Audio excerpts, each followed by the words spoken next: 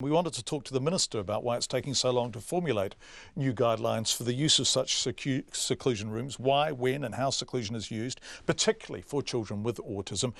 But the case at the Ruru Specialist School is the subject of a police investigation. The Minister says she's therefore unable to discuss it. We then went to the Ministry of Education, with whom we also wanted to discuss the absence of any reference to this in the school's ERO report. It's a specialist school. Surely accusations about the treatment of a child with autism are material. The Ministry was also unavailable. But the Chief Ombudsman, Judge Boshier, has initiated an investigation into the use of seclusion rooms in New Zealand schools. This was announced last Friday by the Ombudsman himself. The Commissioner for Children has agreed to assist. Judge Boshier will ask the Ministry of Education to issue an advisory to schools suspending the use of seclusion pending the outcome of his investigation. I asked Judge Boshier what's happening and why. Well, we act on complaints as a general rule. So we've had complaints in relation to 2 autistic children, and they relate to those children being locked in seclusion rooms. And those rooms are in Ruru Specialist School and Miramar Central School. So one of those complaints, John, came to us via the Human Rights Commission. We're in a better position really to investigate. The other came directly to us. We've only just started our investigation.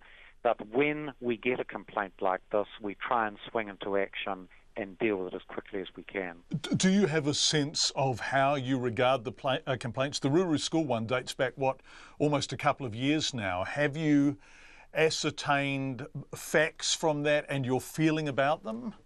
No, the process we involve is this. We first of all, once a complaint comes in, do an organisational plan of how big we think it is, the sort of issues it involves, who we think we need to notify it to, and in this case it'll be the Ministry of Education, whether we need to go a bit broader, such as the Education Review Office. So we're in very really early stages. But I do want to say to you, we take this seriously, and the reason is, you'll probably know from publicity that a couple of seclusion incidents have come our way of a quite high-profile nature recently, and we feel that within our brief and our investigation powers, these are cases that we ought to put at the real top of our priority list. Because of the seriousness of what's being said about what happened? Well, there are really 2 reasons why I think it assumes great importance. New Zealand's part of 2 international UN conventions. One, the Convention on People with Disabilities, and the other is an unlikely sounding name, but it's called the UN Convention on Crimes of Torture.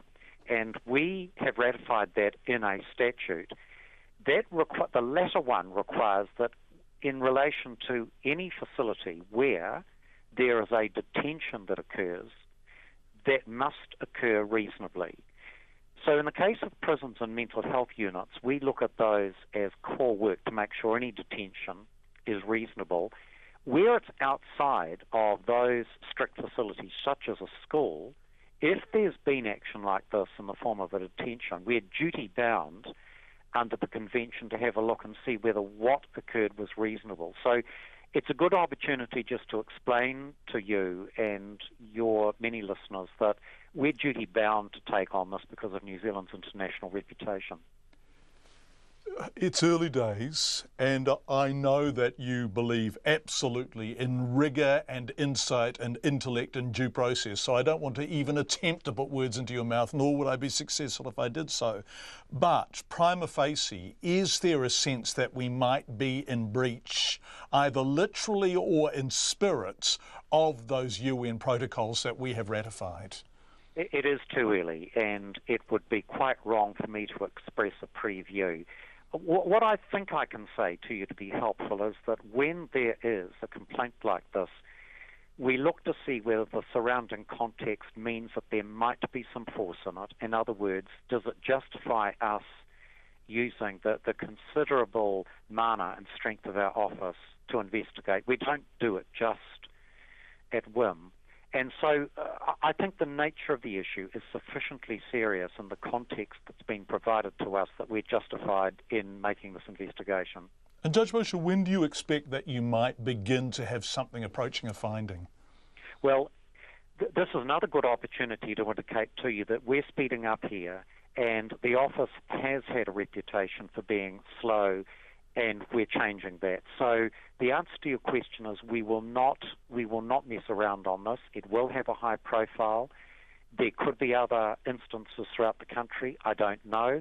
I think it's really important for the disability community, for the education community, and internationally that we're not seen to be dragging the chain. So, John, we'll press on and do this to give reasonable opportunity to be heard, but we won't let this just gather dust. Judge Peter Boshier, the Chief Ombudsman, talking earlier this afternoon. Now, last week when we covered this, lots of you said there is a bigger, broader issue here, and after 6 tonight, our education correspondent John Gerritsen asks exactly the question you were asking, many of you, if seclusion rooms are symptomatic of under-resourcing in special needs schools.